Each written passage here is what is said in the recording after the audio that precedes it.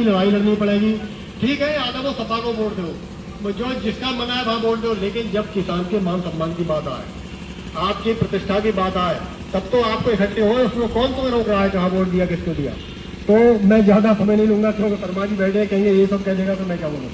तो अब हमारा जो बड़े नेता आए हुए हमारे, जो घटनाक्रम कल दिल्ली में हुआ है लगभग सबको मालूम है। उन महिला पहलवानों को सड़क पर घसीटा गया, उन पे FIR भी हो गई कि ये दंगा फैलाने की बात कर रहे थे, जबकि वो शराब बैठे हुए थे, तो उनको दंगा ही बता दिया गया। किसानों को पहले आतंकवादी बता दिया गया, नक्सलवादी बता दिया। आज भी मैंने देखा था उस पर ट्वीट किसी का फेसबुक पर, किसी नेता का, जो मोदी भक्त का किसी का होगा, वो कह रहा है कि ये आंदोलन जंतर मंत्र का विदेशी फंडिंग से चल रहा है। उसका ट्वीट आया, फंडिंग से चल रहा है।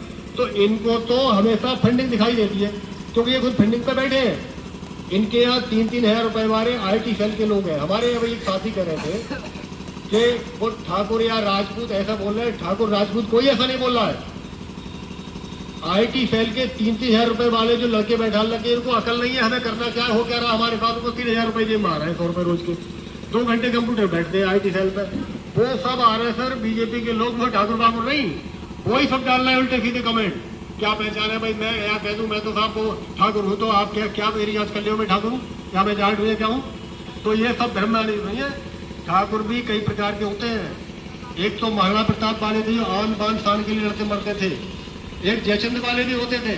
तो हो सकता है हमारे भानु प्रताप की तरह कोई जयचंद वाले हों, वो भाषा को एक दो बोलते हों, लेकिन मैक्सिमम ये बात सब IT सेल BJP की कर रही है और कोई नहीं कर रहा है। धन्यवाद। मैं इन बातों के साथ अपनी बात समाप्त करता हूँ और मैं ये उम्मीद करता हूँ आपसे भी सबसे कि देखो, आदमी का जिंदगी में नफा नुकसान सब ऊपर वाले के हाथ में है। इज्जत बेइज्जती सब ऊपर वाले के हाथ में। हम आप प्रयास के माध्यम तो हो सकते हैं, निर्णय हमारे हाथ में नहीं है।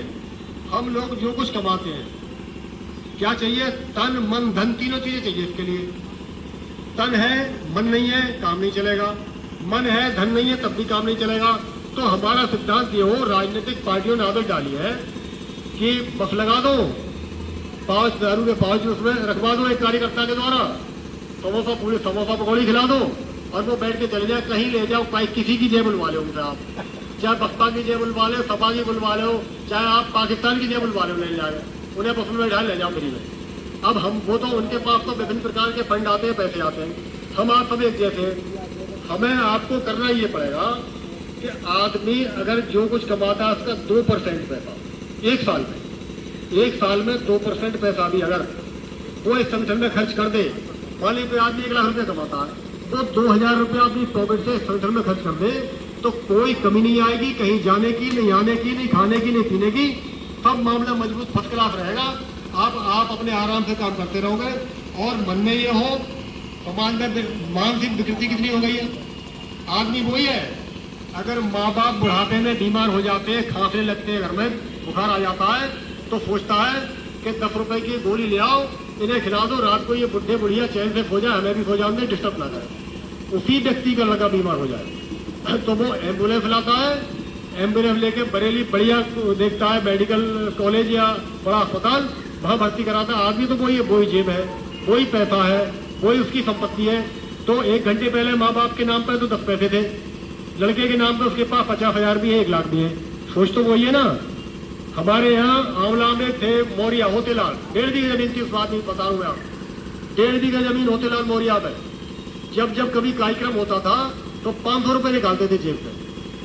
वो कहते थे भाई लाउड स्पीकर है, तंबू है, कुर्सी खर्चा जाता है, तो आप कहाँ से दोगे?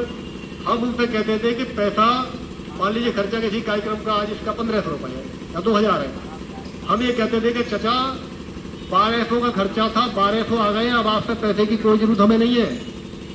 तब वो बड़ा खुशामत से मानते थे, वरना 500 देने की बहुत जोर मारते थे वो। तो 1.5 बीघा वाला आदमी ये कर सकता है, हमारे यहाँ 50 बीघा वाला आदमी, 20 बीघा आदमी, 10 बीघा वाला आदमी ये सोचता है कि कहीं 10 रुपया मेरी जेब से कोई मांग ना ले, कहीं 10 रुपया की रसीद ना कटवा दे, कहीं 10 रुपया मेरे निकल ना जाए।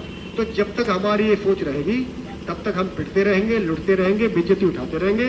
जिस दिन हम ये सोच बदल देंगे उस दिन सरकार किसी की हो, गरेबान में हाथ डाल के हम पूछेंगे, जो शर्मा जी बताएंगे क्या मूल्य पहले मास्टरों का था, क्या किसान का था, वो चीज़ें हम जब पूछ पाएंगे जब हम अपनी कमाई का 2% जेब में इसमें खर्च करने को रखते हैं। जहाँ मोड़ जाओ भिड़ जाओ, डट जाओ, 2 दिन 10 दिन 20 दिन डट जाओ, 2 भाई एक काम करते रहो, अरे कोई नहीं है तो 3 दिन की ड्यूटी लगा, 3 दिन काम कर जाओ, फिर लौट के आ जाओ आंदोलन में। ऐसे तो काम चलेगा। अब ये सोच के कि भाई मैं तो ठीक नहीं है, बहानेबाजी से काम नहीं चलेगा। तो मैं इन्हीं बातों के साथ अपनी बात समाप्त करता हूँ। धन्यवाद। इस काफिले को आगे बढ़ाओ और जो घोषणा कार्यक्रम की प्रदेश अध्यक्ष द्वारा हो उसमें समय निकालकर जाना है, चलना है, डटना है। धन्यवाद।